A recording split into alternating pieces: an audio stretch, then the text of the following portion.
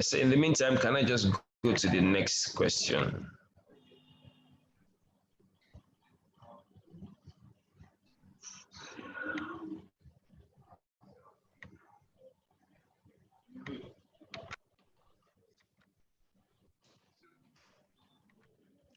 Okay, so please use the Q&A button to ask your questions. I'll just go ahead and ask there. So please use the Q&A button to ask your questions. I'm seeing some persons using this here. I just shared this here so that you guys can follow me. But the Q&A button should be better used, so I don't have to mix up the questions with the chats. So the next question here is online marketing. That's actually not a question. That's just online marketing. Well, I don't know what the person is saying, but of course, online marketing is crucial now. In fact, very, very key now. Like, how do you want to even start marketing things, particularly when the lockdown began? More so, I think you can access a lot more persons. If you get your strategy right, you can access a lot more persons online right now. So if you have a website and you work hard in ensuring that you are properly optimized, particularly around where the search engine is concerned, then there is the very likelihood that you can reach a lot more persons beyond your geographical location, beyond your nation, even to other countries, to other nations. So those from other countries can reach and get in touch with you. So you should have very strong presence online. And I want to encourage all of you to have strong presence online, whether you started a company or not. Take advantage of Facebook, take advantage of Instagram, take advantage of LinkedIn, take advantage of Twitter. Interestingly, each of them similarly, they have their own various forms and functions. Like the kind of conversation around Instagram is kind of different from the kind of conversation around Twitter. So Facebook is like the very social, informal, conversational platform. LinkedIn is like more the formal kind of. So each of them have the kind of formalities and modes of communication. But by all means, make sure you're able to reach as much persons through that platform. And that's highly encouraged. I don't know what that question is, but if you're here and you don't know, ask that question, please kind of express what you mean. Now, this question is saying how to keep and maintain financial matters. How to keep and maintain financial matters as an entrepreneur. Okay, if I get this question right, how to keep and maintain financial matters. Well, maybe financial records or financial matters. Let me just try to attend to both. So in starting or running the company, you need money, whether to start or to build or to continue, and you should be making money. And to be making money, you should be delivering value and offering value in the process. Now, why do most businesses fail? They fail because they don't keep records of monies they get in and monies that go out. And in that process, they mix up personal money with business money. And so when you begin to mix up personal money with business money, there's tendency for you to milk dry the cow that should have continually provided you milk. So it's just like the farmer who was being provided golden eggs every day by his goose and decided to kill the goose in the process of trying to harvest as much golden eggs as possible.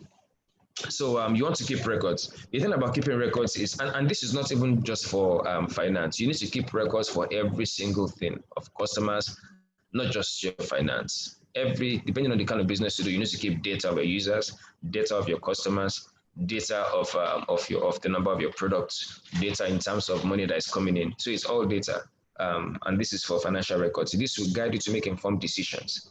To even get an investor coming, an investor wants to know your financial performance so far, because it's the numbers that will let you know whether you are like this, whether you are like this in terms of over time, or whether you are like this. So over the years, looking at the last 5 years, what has been the trend when it comes to your financial statement?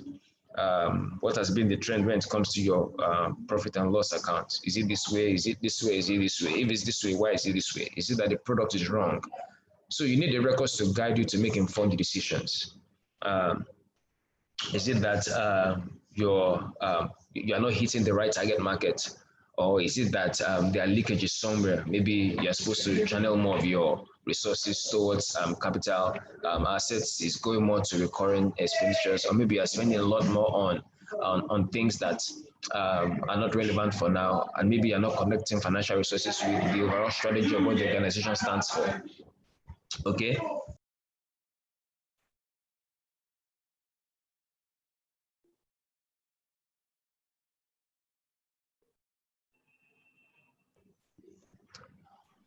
All right. So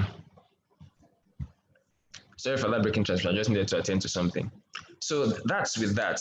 But truth be told, you need to keep records. Very, very important. Keep records. If you're a startup and you don't have an accountant, you cannot source.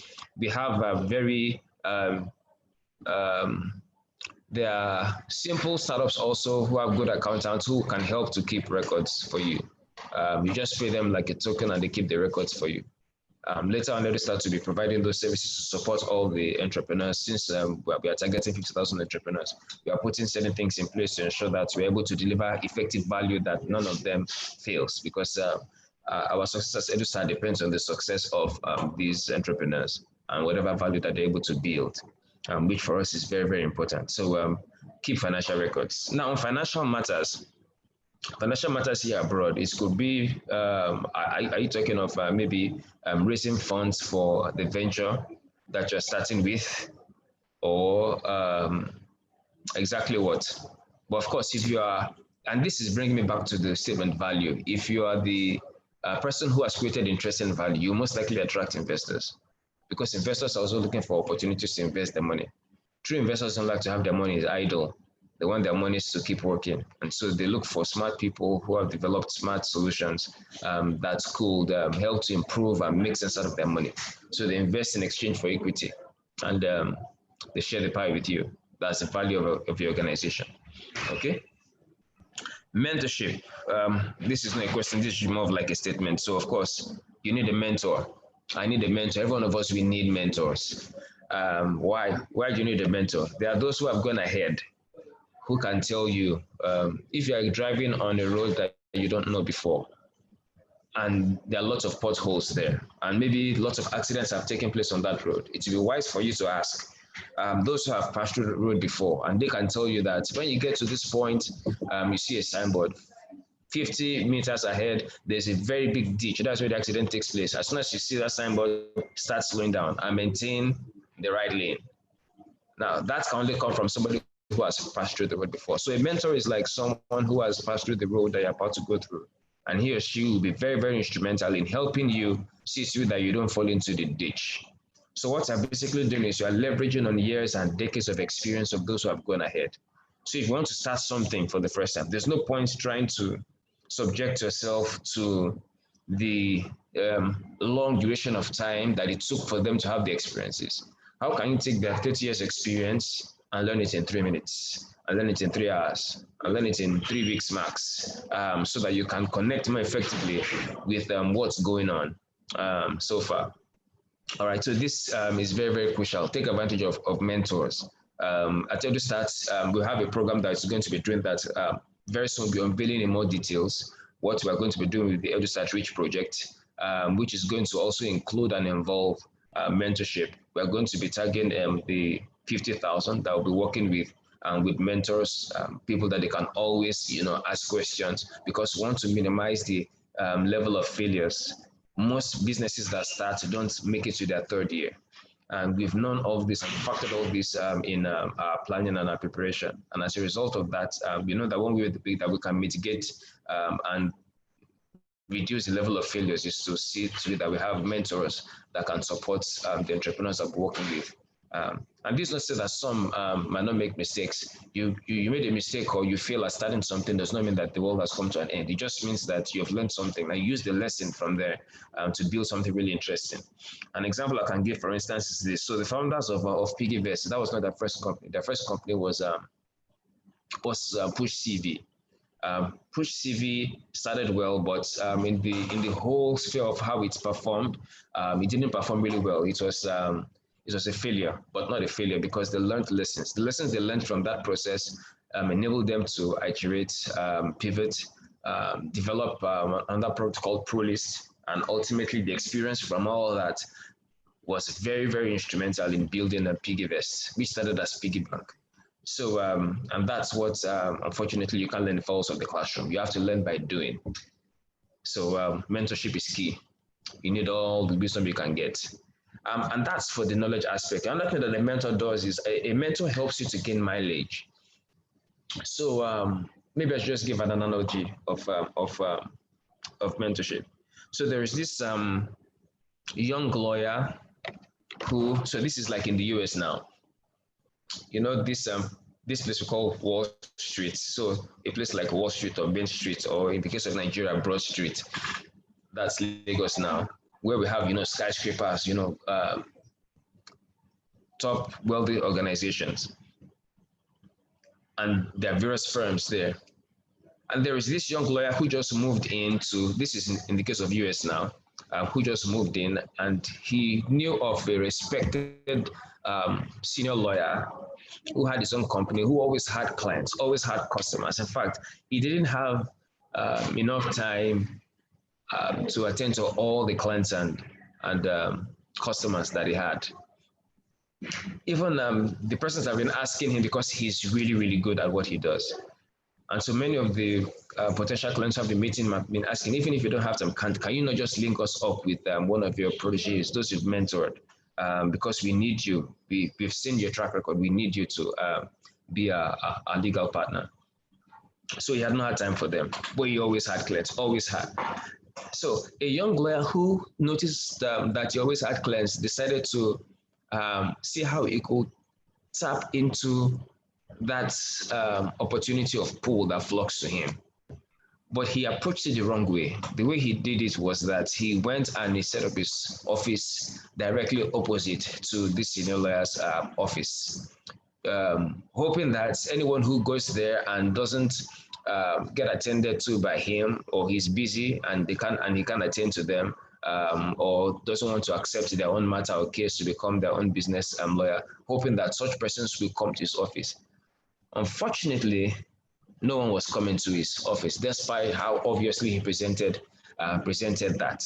So one day he humbled himself and he crossed the road and went to the senior lawyer's office and asked the senior lawyers to show him the secrets to limitless fast, basically. Like, how are you doing this? How did you get to this point? And what really made this really happen? To cut the long story short, the senior lawyer changed the conversation and started to ask a lot more about him, his family, his kids, and how business was going, while ignoring the question of show me the way. Now, the way the senior lawyer did was that he held his hand and took him outside the office, and they were walking. They crossed the road to the other side of the junior lawyer's office, and crossed the roads to the section of the senior lawyer's office. And the senior lawyer told him, "All right, I think we've had a good time talking. You're free to go now." And the junior lawyer was like, is that it? I mean, you didn't answer my question. Is that all?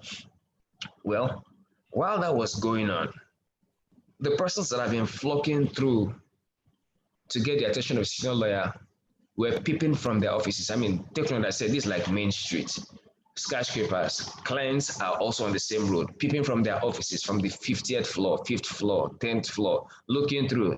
That's him. The guy, he has no time for us. So in their own mind, they just judge that the person is holding his hand, knowing that he's a lawyer, must be the protege of this man. By the next day, crowds started to flock to the same door of the junior lawyer's office, just because of that singular act that the senior lawyer took. Now, the message here is this. A mentor has access to certain doors and gates that you may not have access to. So beyond just having access to the bank of knowledge that a mentor has, you can access the same gates that the mentor has access to. So mentors have access to places that you might not be able to get to, but you can tap into that by being a protege that you can learn from them, and also access the same entries that you could access. So that's very key and crucial if you like to take advantage of that. I hope you guys learned from that, and I hope that the person who asked that question, you had your question answered. So this next question is what to do immediately after university. Okay, I think the question is split into two. The first one is what to do immediately after university. The second one is policy making and its effect on entrepreneurs. That sounds like a research project kind of.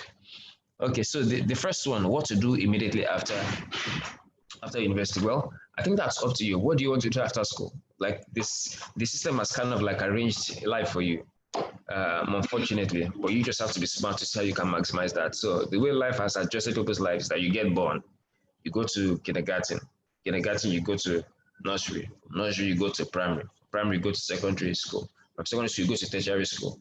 The government has added NYC to it. From NYC you go to do your postgraduate, maybe MSc, and then you start looking for a job. So everything kind of like has been arranged. Now, this process, if you're not careful and smart enough, you will not be able to think about your future because you just keep flowing based on nursery, primary, secondary, tertiary, okay, NYC, then MBA or MSc. What exactly do you want to do with your life, right? So for those of you who get the book, I'll refer you to chapter 1 of the book called Finding Yourself. That's the first thing you want to do, find yourself. Find yourself will guide and direct you as to what you should even do with your life, even before you leave school, even before you graduate from school. In fact, one of the things we're trying to achieve with the Edustart Reach project is to see how students can even build multi-billion-dollar businesses before they even graduate from school. I don't think you're going to school is for you to graduate. This is not to say you should drop out. This is to say that what exactly are you in school for? Is it just to have a degree certificate to prove that you are worth something, or that you want to learn something and build something with something you've learned? Okay, and if you start a company, you can as well, go build the company even before you graduate from school. So you should find the real reason why you're even in school. Why are you in school? What exactly do you want to learn? The people you are going to meet also represent a good reason also for why you should be in school. So what do you want to do after university? It depends on you. But I would recommend that you find something you're really passionate about and how you can add value and start a company if you can. That solves a big problem and profit while doing that. Whoever this person is, maybe you can reach me directly. You can do an email to learn@edustart.global. Let me put that in the chat. Just a second. Learn at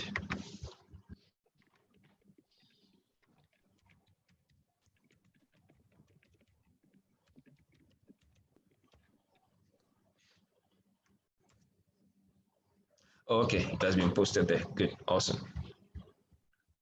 So if you have any specific question relating to that, you can use that email, so I can attend to you directly from there. Okay. The part B of that question is policy making and its effect on entrepreneurs. Well, I don't know that it doesn't look like a question to me. It's more of like a statement, but maybe if I can understand what the person who put that is saying, maybe you're saying how does the policies that governments make, how does it affect entrepreneurs? Of course, it can affect entrepreneurs in some way. For instance, the whole lockdown, whatever policy that was set kind of like affected lots of businesses, particularly those who had not mastered the art of using technology or working virtually. Now, the Okada guys on the road, during the lockdown, they couldn't make money because they made money by moving people around. Hotels were not making money because, people were not moving around, talk less of lodging in hotels. So hotels were losing money for every single day that there was a lockdown.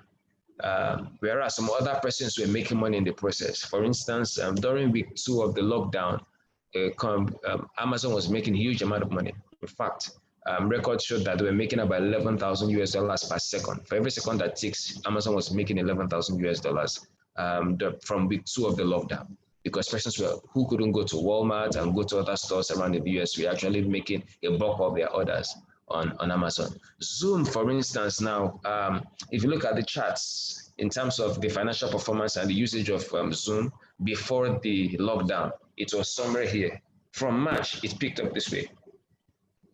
So certain policies and decisions could affect entrepreneurship positively or negatively.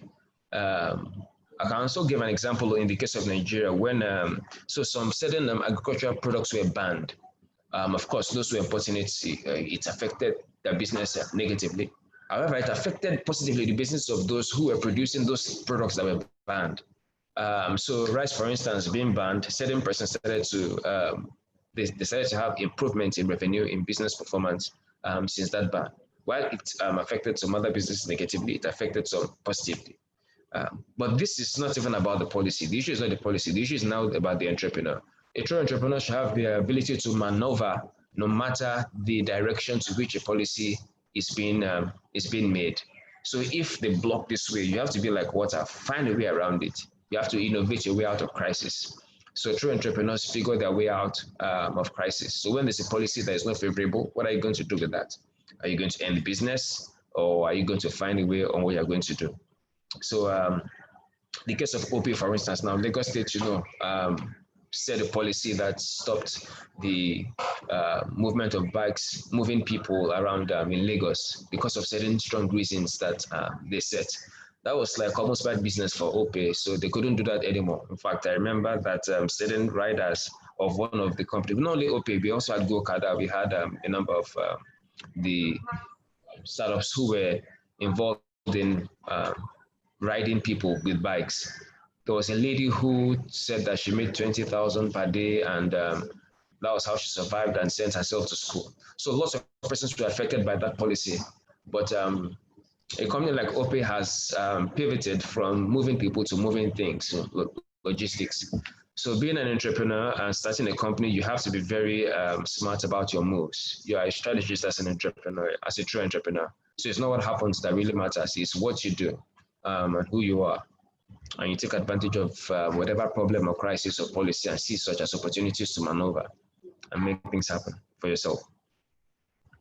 Team building for business growth. In fact, I don't know, I can't say that much enough. One is too small in the number to achieve anything meaningful. Those who are close to me, they know that you need people to make things happen. There are things you know, and there are things that you don't know. There are resources you have, and there are resources that you don't have. There are accesses you have, and there are accesses that you don't have. There are connections you have, there are connections you don't have. So when you work with people, you increase the number of time that you have. For instance, you have only 24 hours in a day and you're starting a company. All the time that that company needs to be successful, all the time that that company has to be successful, because it's only you 24 hours. If one person joins you, the number of time that that company needs to be successful is 48 hours. And that person joins you, making 3, you have 72 hours. And every business needs time to be successful. Businesses are built over time. People have the time. You don't have all the ideas. People have ideas. The ones you have plus the ones others have. The Bible says one which is 1,000, two which is 10,000, and put 10,000 to flight. So you need people. Now the next question is how you maintain your relationship with people and also build teams, because you have to build it teams, because the value of the organization depends on the value of your people. It's not the company that makes the people, it's the people that makes the company. A company or a product cannot make itself or cannot build itself. It's people that make those things happen. So if you're going to build a company or achieve business growth, like this question says, focus on building your team members. So build your team, and you can build them through training, you can build them through exposures, you can build them through incentives, and leverage on the number of opportunities that are available, while you ensure that trust is fostered in it, because trust is key and vital if a team is going to be cohesive, working together there. And you don't allow weakness in your team. Rather, if anybody's weak, each person is supposed to support and ensure that they are strong all together, because you're all aiming towards the same direction. And focus on fruit salad. By fruit salad, I mean not that all of you are pineapples. The person who is a good talker, who is a good marketer, we should have also the person who is the developer, the coder, the programmer, the person who is the content developer, the person who understands the business. Not that all of you are developers. All of you are developers who is thinking the business. It means you have only technicals there, and you most likely don't have a growing business. You only have technical people who only need people to hire them. So they only work when there are jobs. We need the strategists also in the team. So if I'm going to start a company, I think you should have at least 3 persons on the team. Maybe you being the founder, you understand the business of it. You also need the person who can execute and create, and that's the developer. And maybe you need the marketer, the person who can talk and convince people to use your product while you build your business. At least you can start with those 3, and you build up from there. Another question here is, Okay, this is how to sustain your business. How to sustain your business? Well, to sustain your business, sell, sell. But of course, to sell, you must have something to sell. So you create value that you can sell. And to create value, you can't create value alone. You need people. So you build people. And to have people, you set a platform and a stage for people to come and work. So you set a platform, you start a company. Now look at all I've said. It tells you that the answer to that question is complex already. There are many factors involved in ensuring that you build a sustainable business. As long as it's selling, revenue is coming in, not just production. So lots of persons focus on producing without selling. If you produce and you stock up goods and the only thing that people come to do is to come and see the goods and they go out, what you have is a museum for people to just come and see things. You are not running a museum. You are running a business that sells products. So ensure that you are making what sells. And of course, to do that, you must make sure that what you're selling is a solution to a problem. Don't develop value or create a product just because of an idea you have. Let the problem that exists inform the idea, meaning that your solution is actually solving a problem, not that you've created something and now you're looking for the problem is going to solve, which most people do. Um, so problem solution fit is very key. Then you'll be able to achieve the product market fit. Okay. How assets work real time? Okay, I'm not sure I get that question. How they work without you having to touch your earning income, making the most of digital space. This is just clumped together, but let me see how I can make sense of it. How assets work real time, how they work without you having to touch your earning income. Well, I think this person is talking about maybe making money work for you or making assets work for you and all that. Because assets, what assets basically? Assets um, are things that make you money, not take money from you. They make money for you, and whether you're awake or you're asleep. For instance, you're an asset. When you work, you bring yourself money. But how can you have an asset that is beyond you? Meaning, whether you're awake or asleep, it's working. So find people. A startup is an asset. If it's doing well, find out if it's doing well, and put your money there, and in exchange for equity. So you can reap dividends and also have increase in valuation of whatever amount you've put in.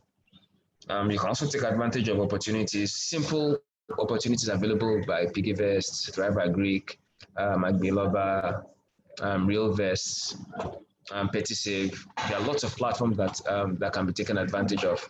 So they have blocks of investments where you could lock down your resources and maybe 15% to 20% across maybe 6 months. Because holding money in itself is idle. Money, money grows or drops in time. Money works with time. 10,000 yesterday is not 10,000 today. 10,000 yesterday is more than 10,000 today. So if you have 5,000, it's in the bank, you are losing money. The same way you're working, your money should be working. So always find a place where your money can work. There's a program that Edustart will launch in very soon. We've experimented that successfully to encourage saving and investing. Because the goal, if you're going to build multi-billion-dollar businesses, is to also ensure that we help people learn the art of saving and investing. Because we want all those that are working with to be thinking at the highest level, that is to be thinking like investors. And so we're going to be doing that by practice. We're doing that by practice. So we'll see the numbers grow. We'll pull resources together, we'll invest it in valuable investments and watch the numbers grow. We'll decide exactly where it's going to go because that process will teach the process of directing money rather than having money direct you. So that's key. So of course, if it's an asset, it should be something that is making you money whether you're awake or asleep. And I encourage you to get assets. And don't wait till you have the millions that will maybe get you to buy a house where you start getting rent from. That's why I used the example of platforms like PettySave, Piggyvest, Agbiloba. They have blocks or CrowdVest. They have blocks of investment you can take advantage of. Some of them maybe 5,000 per unit. So you can buy 10 units, you can buy 100 units, depending on how much you have. But start from where you are. The focus now should be on building the habit of saving and investing. And while you watch your numbers grow, as you build the habits, it becomes your attitude, your lifestyle, a culture, your personal values, and you can use that to build a fortune around you. So it's more about you and your personality and the quality of who you are. How to access funding as an NGO? Okay. Um, there are various sources of funding. By the way, that your NGO um, doesn't mean that you shouldn't make money or that you shouldn't do something that makes money. I know a number of NGOs depend on whatever is being given to them, whatever donors give to them. So that's one way, but that may not be sustainable. So as an NGO, there's no rule that says an NGO cannot make money. The rule simply says that the money should not be shared across shareholders, but should be used for the purpose of what the NGO stands for. So you are allowed to even be involved in owning a bank, starting a bank. It just means that you don't personally own the bank, and the bank has no shareholders. The money is used for the bank. Or you can own a company, an innovation lab, or anything. You can own anything. It just means that there are no shareholders. That's what the law says about NGOs. So how do you make money sustainably? Create value. Find value that you can create and offer it. Own a store. I know a number of NGOs who have divisions that make money, like there's one that I know of that owns like a mega store. So the money that they put together, they used to start like a store. So that makes money for the operations of the NGO. Some of them also do programs. So you could do programs. I'm giving examples now. So start a division that makes money. It could be a store, start maybe a training platform, depending on what your NGO stands for. There could be a bank of knowledge that you have that you would like to share, have a training division. There could be some services you'd like to provide to schools, package the services and make it available to school in exchange for money that you can use to fund operations of whatever you're doing. So depending on what you're doing. So basically identify value and offer it. You can also do free paid programs and get partners to sponsor it. Okay, get partners to sponsor it and reward them by recognizing them for their partnership and financial support that they've offered you in whatever you're doing. If you're this person, please reach me personally. I'm using the same email that we shared earlier on, learn@edustart.global, so that we can talk more personally, just to be sure that I'm answering your real question. Startup process and common mistakes to avoid. Well, I'll categorize the process into concept, product, market, money. That's how I'm going to categorize the startup process. So the startup process begins with a concept, an idea, and the idea must be born out of a real problem that exists. And you have to solve that problem creatively in a way that puts you above even the competition, and possibly in a way that you can be able to disrupt existing solutions there. So it all begins with a concept or an idea. Okay, but an idea of a phone doesn't make a phone call. So you want to move from that to product. So this is just a startup process. From product to get to market. You have a product doesn't mean you're making money. You have to get to market. Your money is in the market. Your customers are in the market. They're the ones who have your money. When you deliver the value, then they give you the money in exchange. And you keep at it and you keep improving on it. So that's just a summary of what the startup process is about. Now, the next one, common mistakes. Of course, there are lots of mistakes. I think I mentioned one of the mistakes. A number don't keep records. So as a result of that, they're unable to keep track. And so they spend business money, thinking it's personal money. And so it fails. The next is the wrong team mix. Wrong team mix, meaning that all of you are having the same thing, instead of having a mix of the talents needed for that. So that someone is your friend does not mean he should be your business partner or co-founder. That someone is your brother does not mean he should work with you in the company. There's nothing sentimental or emotional about business. You kill it if you have to bring that in. So the objective of what you're trying to achieve with the venture, the startup, is very important. So make sure that you're bringing and putting in the team that has both the capacity and character needed to make that startup a success there. So also teams matters. The next mistake that I think startups make is that they think that it's all a one-man show. One is too small a number to achieve anything meaningful. You can't be the CEO, CMO, CFO, see everything. You have to work with people. So don't be a lone ranger. Another mistake I think people make is they try to be selfish in the process. Try to share prosperity in the process of whatever you're doing. As you do that, also you're able to attract the right people. It's about partnership, and this may not be just one-on-one partnership. It could also be at the corporate level. So there are some things that your startup can do and there are some things that your startup might not be able to do. But as you collaborate with other organizations, you're able to fill in some gaps. So whatever you can outsource if you can afford it as a startup company. Don't try to do it so that you can focus on what your core really is. Because remember, you still have to measure your success in terms of your revenue, in terms of number of users, in terms of number of customers, and how you satisfy them in such a way that they would like to still come back and be served by you. These are very key. So there are quite a number of other mistakes. If there's a particular mistake that you'd like to know about, you can put that in the Q&A section, and I can always attend to that. Okay, I think I've attended to. Okay, someone is asking a question here. I wish you had used the Q&A button, but let me just answer the one here. According to research, bread is one of the most consumed food in Nigeria, yes, but it is so unfortunate that a lot of bread produced out there lack adequate nutrition. Okay, yeah, so that's a product now, yeah. So I'm planning on venturing into this particular industry to provide people with right nutrition by producing different types of bread in the rural areas. Okay, this is quite long. Unfortunately, I'm a student with a low financial power because I sponsor myself and how do I source funds? Is this okay? How do I source funds? According to research, bread is one of the most. Oh, okay. I think it's the same question, but so complicated. So let me just. Okay, good. The person has even tried to extract out the question for me. So how do I source funds? Or where do I even begin from this question? It's kind of like an epistle. So let me just start from the beginning and just begin to attend from there. So bread is one of the most consumed bread, yes. So imagine that lots of bread produced, blah, yes. So I'm planning on venturing into this particular industry to provide people with the right nutrition by producing different types of bread in rural areas. Okay. Yes, of course, you can produce different kinds of bread in rural areas, but remember, if you're going to be sustainable, you should be making profits, at least break even, Of course, you might not break even at the beginning because you're still going to get the oven that is going to bake the bread, which is a capital asset that might take you time before you can recoup the cost of the oven. So one of my proteges, in partnership with his parents, just started a bakery. And we had the same idea also of doing different versions of bread. In fact, let me promote his bread.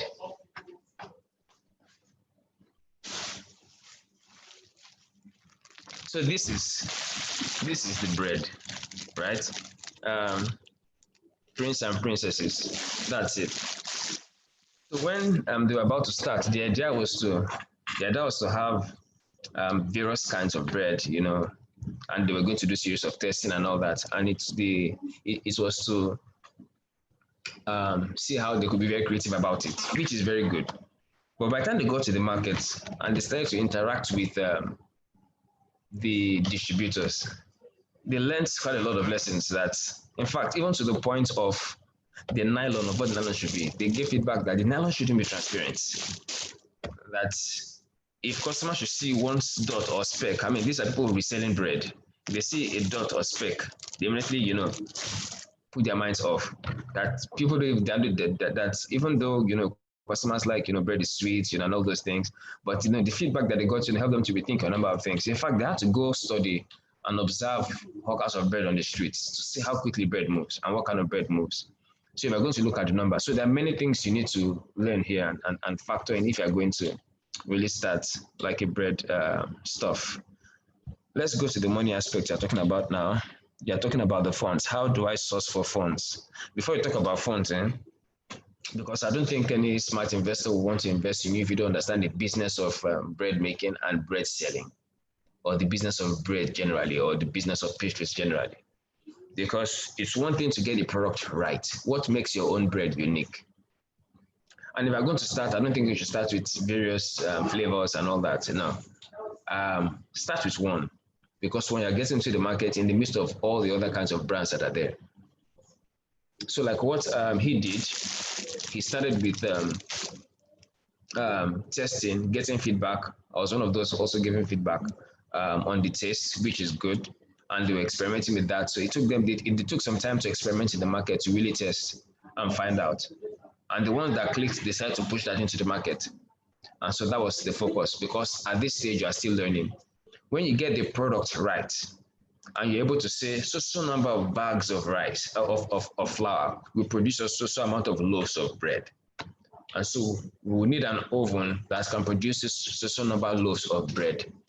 We have so number of distributors, and on the average, each of them sell about 1,500 loaves per day.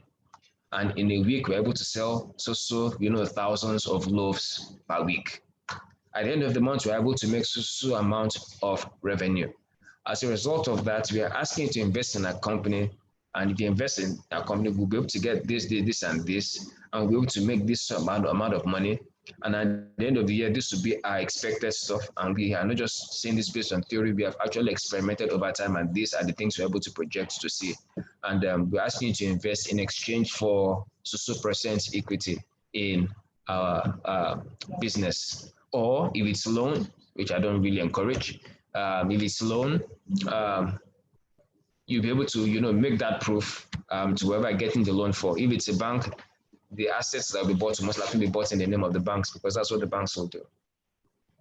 So that in case you are not delivering, since they bought the equipment in the name of the bank, they just take the entire assets of it. So, but if you understand the business right, and that's what I said, it's not money you need to start first. You need to understand, it begins with you. And that's why in the book, Edustart, Becoming a High-Growth Entrepreneur, we started first of all by finding you. Investors don't invest in the idea per se. They invest in the entrepreneur, because it's, for a true investor, it's more of a relationship. It's a relationship, because you can invest in an interesting idea, but the person is a crook, or the person cannot make it happen. So it's more of a relationship. Ask every single investor. You can read the books of Warren Buffett, read the books of Peter Thiel, check out possible investors. It's mostly about your relationship. And the other part of the question is, aside the packaging of bread with the usual bag, what other materials do you think can be used for the packaging to make it different? Well, you might have to do research on that. I've not done a bakery business before, so I can't really tell that. Maybe I'll refer you to this person so that you can have a emphasized name. Maybe he can share with you some of his experiences in bread making. And maybe the bag. But take note that this material called nylon is already becoming a threat to the planet, and there are lots of campaigns around it. And so they are making, if I'm going to advise you on that, maybe you can think of biodegradable materials that can be used to make it. Some persons are already manufacturing that now. That's another business entirely in itself. So if you're the kind whom you are passionate about sustainability, you can consider that as an option to deal with. Okay, you need more on this. I can always link you up with bread persons that can advise you further, who understand the industry and properly well. And that's also where mentorship comes in. Okay, what is here?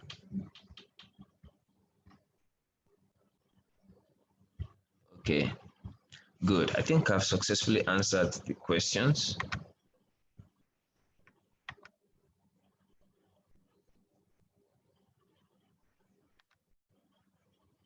I think I've answered the questions. All right, good.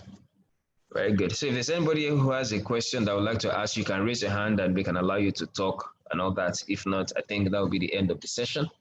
So that we can go continue our businesses for the day. Ngozi, are you there?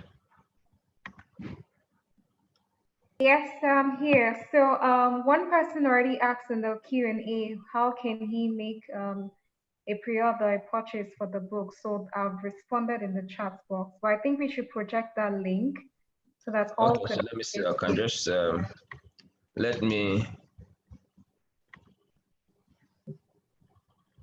I'll just share let me just share my stuff.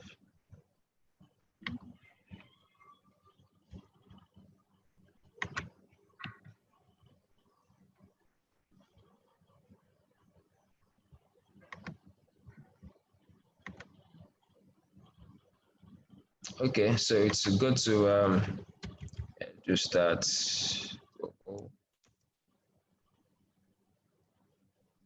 It's actually Edustart Global slash the next billion, since it's that's the project.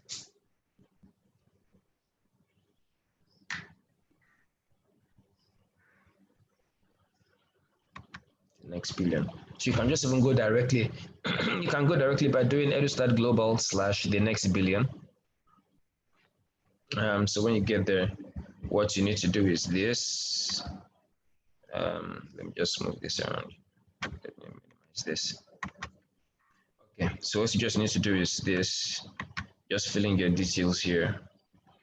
Put your full name, first name, second name, all here, your email here.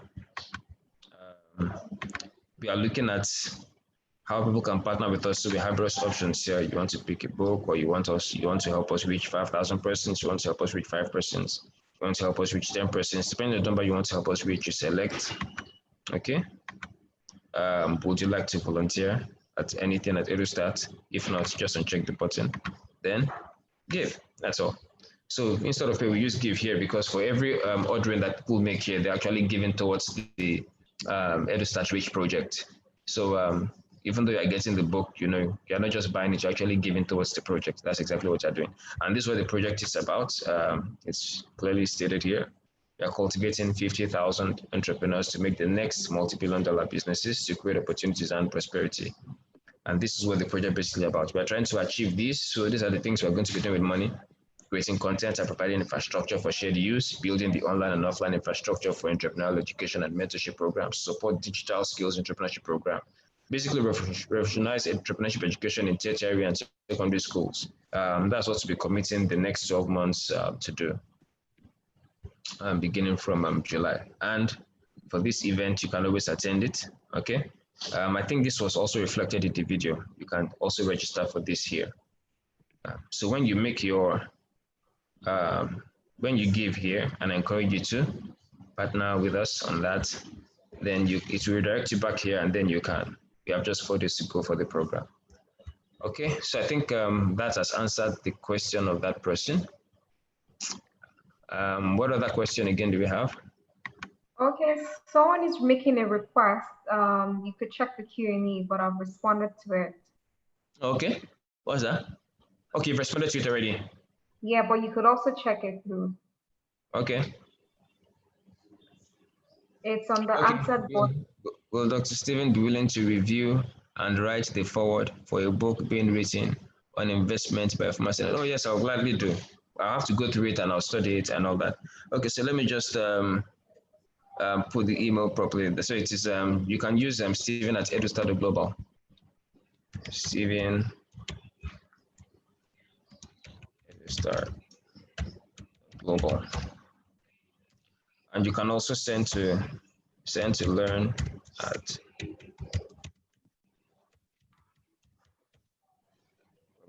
okay. So responded to that verbally. All right. I think we're done, right? Ngozi?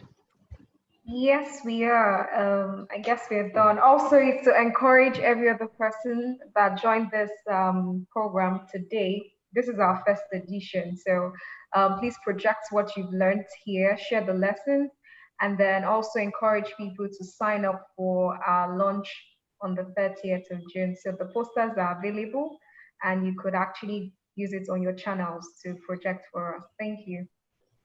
Also share the conversations on social media, the things you've learned, whatever you learned, use social media and tag us on it. All right? Yeah. Thank you and God bless. Ngozi? Thank you all so much for attending the session. I'm sure we learned a lesson or two, and we'll utilize that to solve our entrepreneurial problems that we've already engaged on. Okay, so doctor, I guess this is it. Bye, everyone. Thank you. Bye.